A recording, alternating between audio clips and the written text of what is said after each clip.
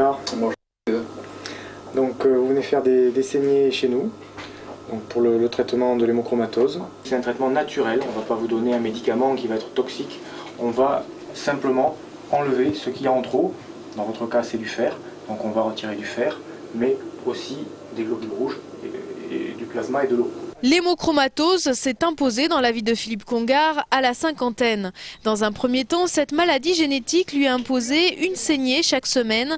Désormais, c'est tous les 2 mois qu'on lui prélève un demi-litre de sang. On sait que le seul moyen sont les saignées, donc on les prend avec le sourire. Je dis c'est un soulagement parce que finalement c'est vrai que le fait d'enlever du sang procure un bien-être. Méconnue, l'hémochromatose est difficile à diagnostiquer car elle n'a pas de symptômes typiques révélateurs.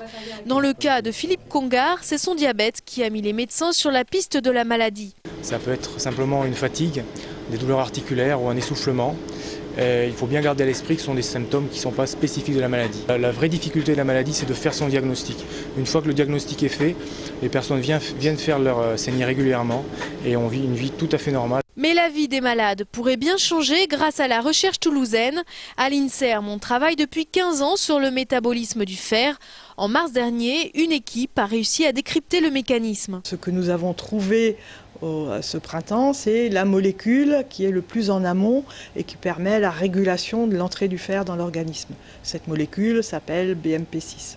Il faut pouvoir administrer cette molécule par voie orale et donc cela nécessite encore quelques développements et ça n'est pas prêt pour aujourd'hui mais il y a un espoir réel. À l'INSERM, les recherches se poursuivent. L'Institut incite toute personne souhaitant participer à l'étude à se faire connaître auprès du service.